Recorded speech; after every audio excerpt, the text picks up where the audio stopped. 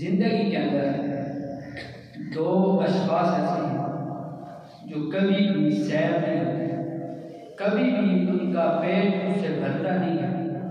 کبھی بھی وہ اس سے بالکل سیر ہو کر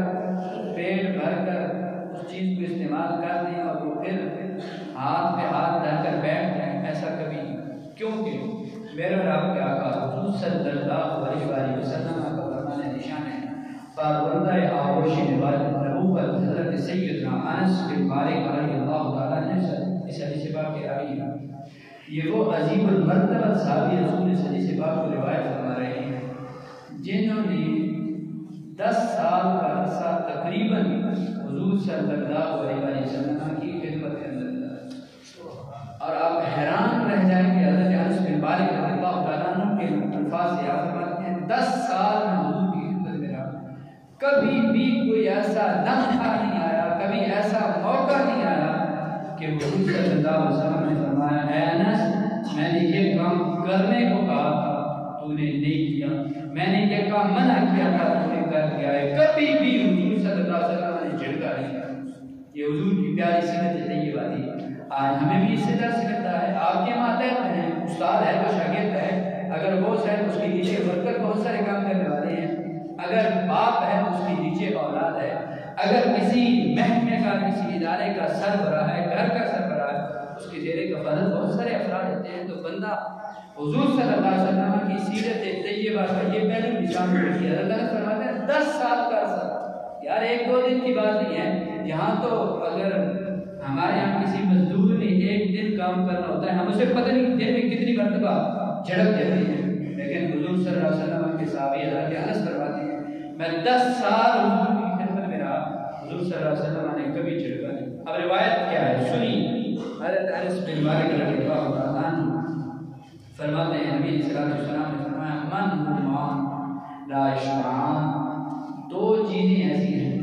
جن سے بندہ کبھی بھی سیر نہیں ہوتا۔ وہ 2 چیزیں کیا ہیں؟ سرکار صلی اللہ علیہ وسلم نے فرمایا منہوم فی العلم فی علم لا یشبع، ایک چیز علم ہے جس سے بندہ کبھی بھی سیر نہیں ہوتا۔ جو بندہ علم کی دنیا کے اندر آباد ہو جاتا ہے، جسے علم کی موتی چننے کے لیے رب انتخاب فرما دیتا ہے، جو بندہ علم حاصل کرنے کے لیے گھر سے نکل پڑتا ہے، وہ کبھی بھی واپس پلٹنے کا نام نہیں لیتا۔ بہت سارے لوگوں کو آپ نے دیکھا ہوگا جو علم کی دنیا کے اندر آباد ہیں، بہت کچھ پڑھ لکھنے کے باوجود بھی اب بھی خلاف ان کے ہاتھ میں ہوتی ہے۔ بھلا ان سے کو بندہ کہے یار آپ تو اتنے پڑھے لکھے ہیں، اتنی ڈگریاں ہیں، تو وہ بندہ کہے گا اب کتابوں سے دوستی ہو گئی ہے، اب کتابوں سے یارانہ ہو گیا، اب ان سے تعلق ایسا بن گیا ہے کہ اب ان سے بندہ نکل کر کسی اور دنیا میں آباد ہونا ہی چاہتا۔ یہ میرے حضور کا فرمان ہے۔ حضور صلی اللہ علیہ وسلم نے فرمایا کہ جو بندہ علم کی دنیا کے اندر آباد ہو جاتا ہے، علم کی دنیا کے اندر قدم رکھ لے جاتا ہے، فرمایا کہ کبھی بھی سیر نہیں کرتا۔ دوسرا فرمایا من فی دنیا لا یشقا، او کما قال علیہ السلام، سرکار صلی اللہ علیہ وسلم نے فرمایا دوسرا وہ بندہ جو دنیا کے اندر دنیا کو حاصل کرنے کے اندر پہ ہوا کبھی بھی سیر نہیں ہوگا۔ 19 کے 19 ہی رہیں گے، 20 کبھی نہیں ہوگی۔ وہ سیانے کہتے ہیں بندے کے پیٹ بندے کا منہ جو ہے وہ پیسہ نہیں کر سکتا، وہ آخر قبر کی مٹی کی بندے کا منہ بھرتی ہے۔ تو سرکار کا فرمان ہے، سرکار فرماتے ہیں جو دنیا کے اندر پہ ہو جاتا ہے وہ کبھی بھی دنیا سے سیر نہیں ہوگا۔ تو اس لیے پھر پتہ کیا چلا، اب پھر حضرت عبداللہ بن مسعود رضی اللہ تعالیٰ عنہ کا اگر قول مبارک آپ کے سامنے رکھوں تو آپ کو بات اور زیادہ اچھی طرح سمجھ آ جائے۔ حضرت عبداللہ بن مسعود رضی اللہ تعالیٰ عنہ بہت بڑے فقیہ